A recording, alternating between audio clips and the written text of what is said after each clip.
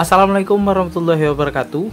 Kembali lagi di channel Lebung Berani. Baik teman-teman, di video kali ini saya ingin membahas tentang pakan pelet premium untuk ikan mas koki. Jadi pakan pelet premium ini sangat banyak sekali ya jenisnya dan juga mereknya. Ada yang diproduksi di dalam negeri, ada juga yang diproduksi di luar negeri, diimpor ya ke negara kita.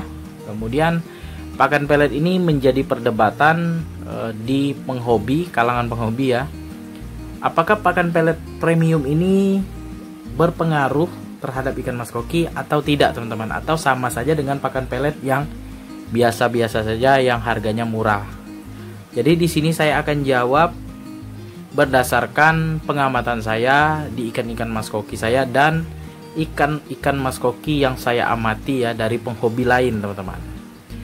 Jadi di sini teman-teman, pelet premium ini ya ada yang dibuat sendiri ya dari para penghobi ya, diracik dengan bahan-bahan yang memang benar-benar menurut si peracik pakan tadi sangat bagus, bisa membuat ikan menjadi gemuk, bulky, bisa menaikkan warna ikan dan lain sebagainya teman-teman. Jadi diracik, dijadikan pelet, kemudian dijual. Nah, ada juga teman-teman. Kemudian ada juga pakan pelet yang premium, itu memang diimpor dari luar negeri teman-teman. Di luar negeri kita tinggal beli dan langsung dikasihkan ke ikan mas koki kita. Jadi kalau misalnya berpengaruh atau tidak kepada ikan mas koki, tentu saja akan berpengaruh teman-teman. Karena ya pakan pelet premium itu mengandung bahan-bahan yang sangat dibutuhkan oleh ikan mas koki.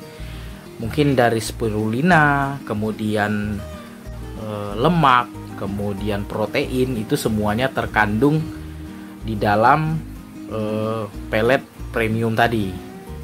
Ya, jadi pelet itu memang dirancang supaya apa yang jadi kebutuhan dari ikan mas koki itu bisa ada di dalam pakan pelet tadi teman-teman.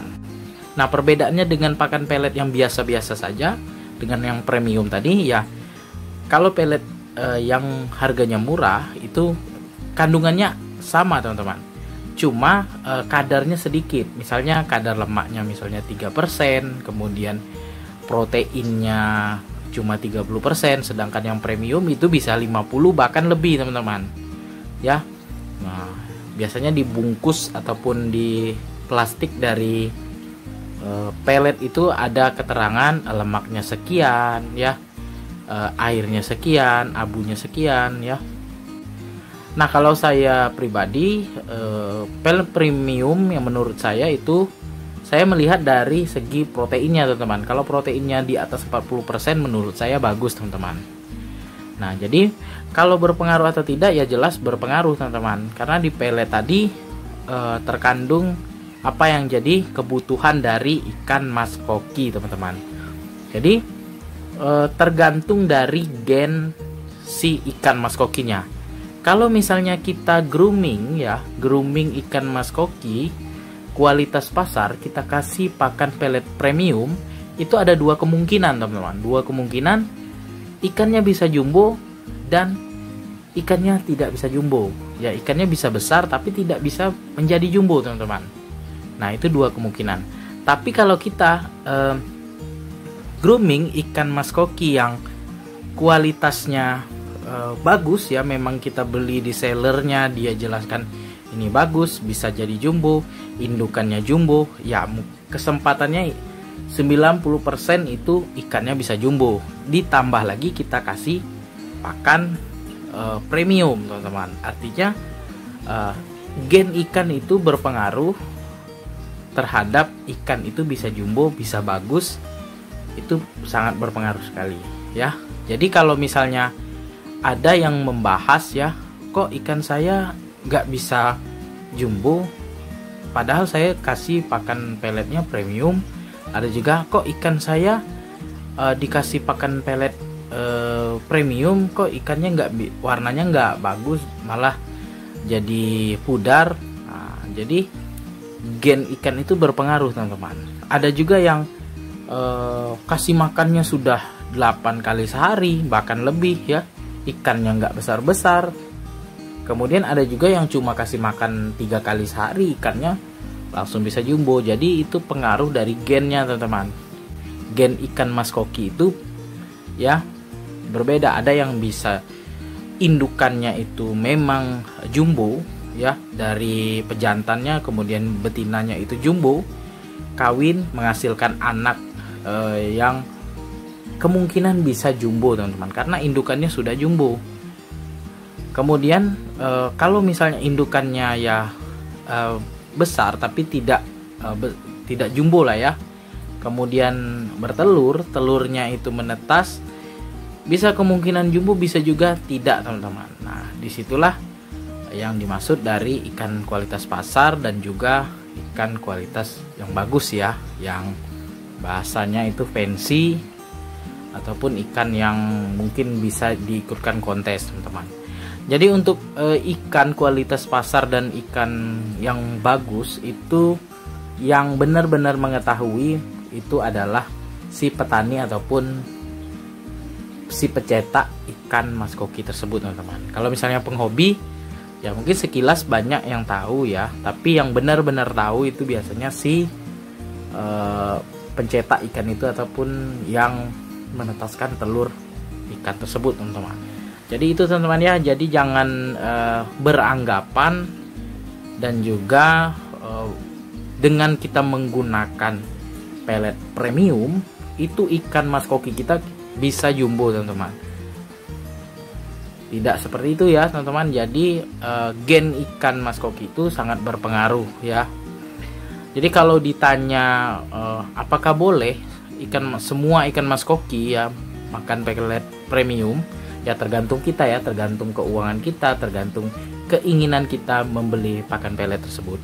Karena kalau pelet premium ya per 100 gramnya aja itu di atas 20.000 teman-teman. Jadi kalau misalnya kita pelihara lebih dari 5 ekor itu bisa ya mungkin 200 gram untuk 1 bulan teman-teman. Apalagi kita kasih makannya itu nggak ngerem-ngerem ya, kita kapan mau kita kasih makan ya kita kasih makan.